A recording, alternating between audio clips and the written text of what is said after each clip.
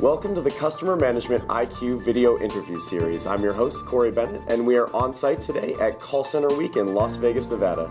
Joining me right now is Jeffrey Best, the Program Manager of NCO Group. His presentation here at Call Center Week was titled 10 Ways to Evaluate a BPO. Joins me right now to talk a bit about that and also chat about his recent book, 42 Rules of Outsourcing Your Call Center. Jeff, thanks so much for being here. Thank you. So I wanted to jump right into emerging markets with call centers. A lot of people, the former trends were India. Now people are looking to new markets. They're looking to Central America, South America, even South Africa. South Africa I want to delve into a bit. What have you seen there? What are the trends there? Well, I think as the economy becomes more global, so do call centers become more global. And communications is enabling us to reach out into areas that really have never been available for having agents. We saw a rapid growth in India. While India had good labor rates, that has started to change, and people are starting to take a look at different geographic areas.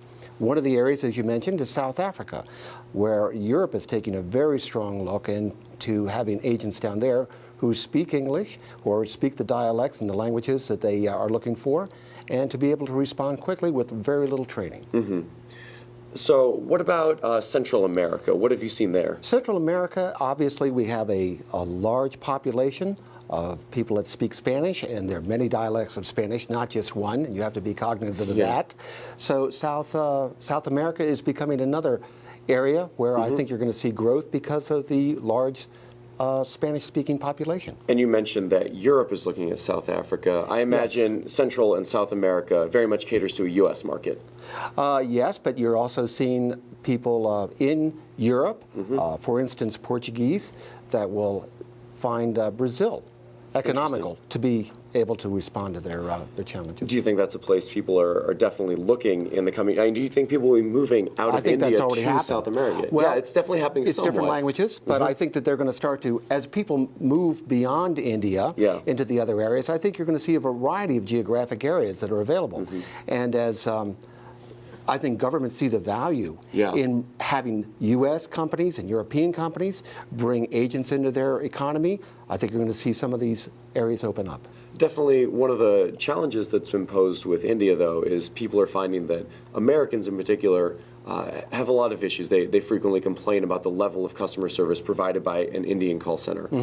Do you think people run into the same issues in Central America, South America? Well, I think that has a lot to do with agent training. Okay. People don't really complain about the dialect of the agent that's speaking to them unless there's another issue. So a lot of it goes into how you train the agents to be able to respond to the issues that they're being called for or being contacted for. Again, its primary focus is to be able to service the customer needs. And if that can't be done, then people start to take a look at the different things that were bothering them during the call. Interesting. So speaking of agent training, live chat is a new thing that a lot of people are asking call center agents to do. In addition to fielding calls, what are some of your best practices in terms of training agent for live chats? How much of a burden should you be placing on agents to field live chats? Well, first of all, chat is rapidly growing. The younger generation uses chat almost exclusively, and if you've tried to call a young person, they don't answer the telephone, but if you chat with them, they'll chat right back. I'm guilty of that. So I think there's a strong movement to chat, and that also means that the agent has to be dedicated to that particular process. I know there are some people think that you can share responsibilities so that they can answer the telephone and do chat. We have found that when you're doing chat, the agent needs to be doing that particular function exclusively. Okay.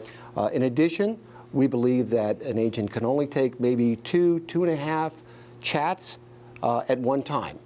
And you basically have a 30-second rule, and if you go over about 30 seconds in a response to them, you're going to have a higher level of abandons. So tell me a bit more about that 30-second rule that you have, because a lot of people would claim that that's not the biggest issue. That we don't value that as much. Why do you think it's so important to keep to that rule, and how did you come to that rule? Well, I think we came to it from our own experiences in trying to service callers.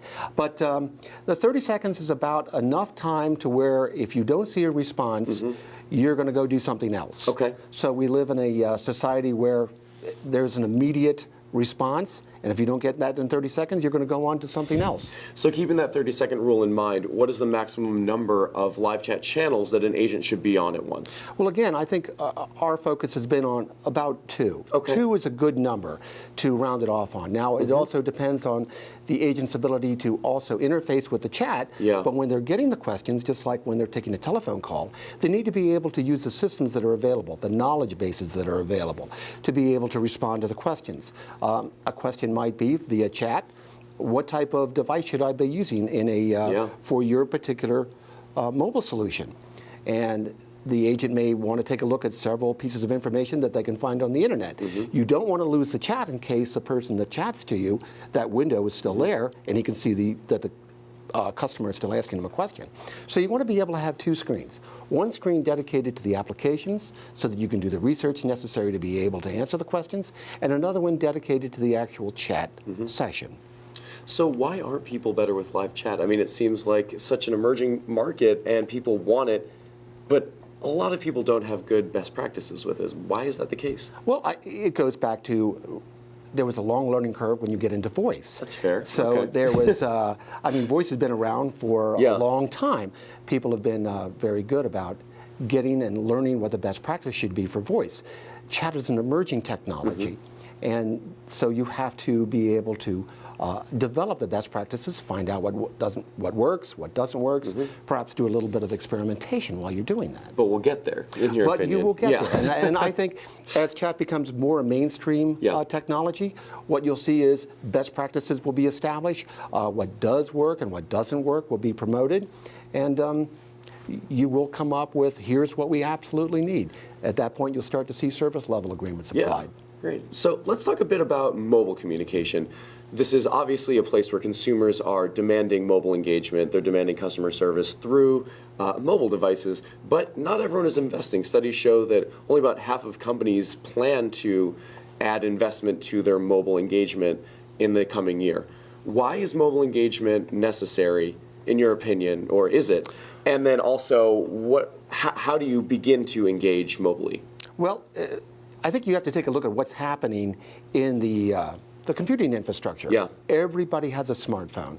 I mean, you'll see very young children with a smartphone device able to text their friends. There's also a movement from what I think you call traditional computing with the computers and laptops that are migrating into the tablets and the smartphones. So more people are using them. We're more mobile as a society. And as the mobile infrastructures begin to get better, currently we're on 3G and 4G. 5G is already being discussed. You're going to see higher bandwidth, and that's going to enable more communications and better response and more capabilities. Right now, we do a lot of music, we do chat, we do voice, but I think you're going to see the emergence of video in the same type of environment. Interesting. So people and agents will not only have to satisfy the typical questions of what's happening with my bill, but why doesn't this technology work, or how come I can't get to this particular person using a video or an audio? What are some of your preferred ways to engage customers on a mobile platform? What are the best practices regarding technology there? Well, if you've got a mobile phone, obviously the easiest way is to call. But that's where I think chat is going to start to increase in usage. On a mobile device? On a mobile device. I mean, absolutely. As we said about younger folks are using chat, and that's the way they want to communicate. It's going to be in real time. They'll be chatting, and they may have a question. They don't want to spend their time on the phone, so they'll have to get that response. The agent is going to have to be just as responsive to that chat person and be as attentive to providing them the answers as they are with voice. What about text messaging? I mean, that goes along with mobile. Well, it goes with chat, but text messaging I put in the same category as a chat. Okay. Do you think that's something, it's definitely emerging somewhat, do you think people can engage customers for customer service potentially? I think there's a whole area of new engagements that are going to have to occur. Social media is one of them, where if you can't get an agent, they'll put their issues out on a social media to find out, one, if anybody else is having the problem, if anybody else has found a solution. And that's why companies need to engage in social media, because they're going to need to be able to respond to the public questions that are being asked. Let's talk a bit about your new book, 42 Rules of Outsourcing Your Call Center. Just give us a general overview. what did you set out to do there? I mean, 42 rules. It's a big number. How'd you arrive at that? Well, 42 rules come from the Hitchhiker's Guide to the Galaxy. Okay. And that's actually where there's a publishing company, 42rules.com, and that's what they specialize in. So I was introduced to the publisher and gave them the idea for basically accumulating a lot of the knowledge that I had accumulated, both in technology and call centers, and putting it into a readable form. And what I've tried to do with the book is to take somebody that may be experienced or may be a novice in it, and take them through the process that they need to do to be able to evaluate, set up, and manage from all different aspects what it takes to do a good call center. So part of evaluating before you outsource is determining whether or not you want an outsourcer who works with a cloud-based computing system. What are some of the benefits and pitfalls as well that people run into using an outsourcer that's on the cloud? Well, obviously, cloud is in the news. Yeah. Apple just introduced their iCloud, and of course, that raised Looks so cool. I know, but I've already seen some of the remarks on the iCloud, and but when you're into a private cloud versus a public cloud, if you're using an outsourcer, you want to tend towards a private cloud. Okay. First of all, it's going to do the same thing, but there's more security, there's more monitoring that can occur to it, and for doing customer transactions where there's a lot of sensitivity about credit card numbers, social security, and identity theft, you want the type of protection that a private cloud will offer. Now, the interesting thing that as we start to emerge more into the cloud, clouds are global, which means that you can handle information and responses from anywhere in the world. Public clouds offer the same thing, but there is a degree of openness in the public clouds that does expose certain information. I think that public clouds will emerge.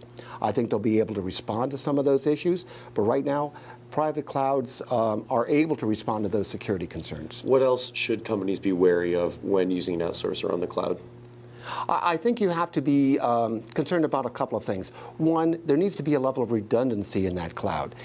Carriers are great. I think they've got a very high level of reliability, but things happen. Things happen like earthquakes, floods. You'll see breaks in lines. So you need to be able to have the resiliency of saying, if this doesn't work, I need to automatically move over to a different connection.